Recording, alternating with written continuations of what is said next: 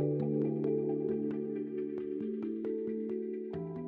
y a des contraintes d'ordre technique, il y a des contraintes d'ordre sécuritaire.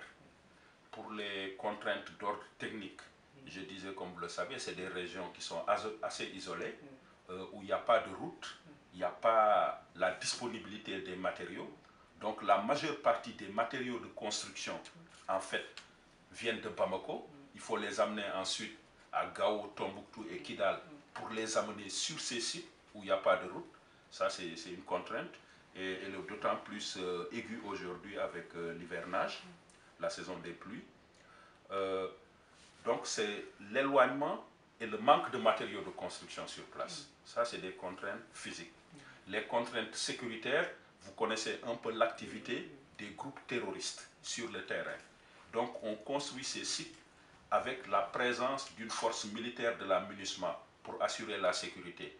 Et il est difficile de déployer des militaires simultanément dans beaucoup de ces sites. Donc ça aussi, c'est une contrainte au niveau sécuritaire. Maintenant, on a une autre contrainte que je situerai au niveau politique, qui est un peu qu'on construit des sites qui sont tenus par des mouvements signataires. Et bon, la construction de ces sites est tributaire des fois des problèmes que nous rencontrons dans le processus de paix. Il y a des critères qui sont regroupés dans ce qu'on appelle le mode opératoire de cantonnement, qui définit exactement les critères selon lesquels quelqu'un est considéré comme combattant et doit être cantonné. Ce document conjoint a été élaboré par les 3 parties signataires et a été signé par les 3 parties sous l'égide de la Commission technique de sécurité, de la CTS, donc depuis octobre 2015. Donc, il appartient au mouvement d'amener les combattants remplissant ces critères qu'eux-mêmes ont définis pour que ces combattants soient cantonnés. Qu'est-ce qui explique le retard, le fait que le groupe armé ne mène pas leur liste? Qu'est-ce qui explique ça, selon vous? Bon, nous sommes dans un processus de paix qui est en train d'être mis en œuvre avec des facteurs internes et des facteurs externes. Je pense que les lenteurs sont juste dues à ça.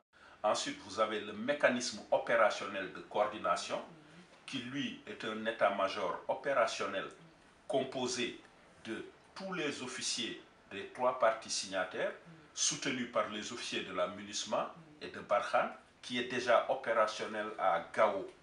Donc ça, c'est aussi une instance de coordination.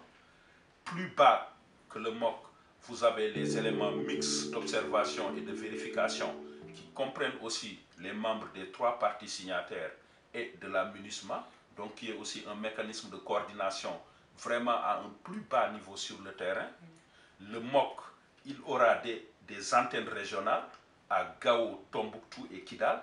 Donc il y aura la coordination centrale du MOC à Gao, mais il y aura une coordination régionale au niveau de chacune de ces capitales régionales.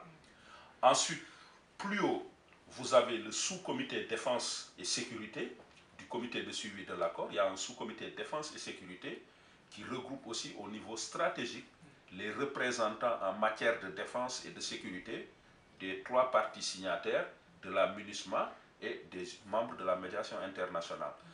Donc, pour résumer, vous avez une coordination à un niveau politique, vous avez une coordination à un niveau opérationnel, vous avez une coordination à un niveau tactique sur le terrain. Et le tout est chapeauté par la MINUSMA? Non, la commission technique de sécurité, elle est présidée par la MINUSMA. Celui qui chapeaute tout ce processus, c'est le gouvernement de la République du Mali. Vraiment, que vous preniez tout le processus de paix, c'est le gouvernement de la République du Mali qui chapeaute, qui coordonne et qui est le maître d'œuvre principal. On a aussi entendu parler de projets de réduction des violences communautaires. C'est pour faciliter la réinsertion des combattants qui ne seront pas reversés dans l'armée. Qui va financer ces projets-là? Est-ce que la MINUSMA ou le gouvernement malien? En fait, ce qu'il faut comprendre, c'est que les combattants, une fois cantonnés, seront envoyés au DDR.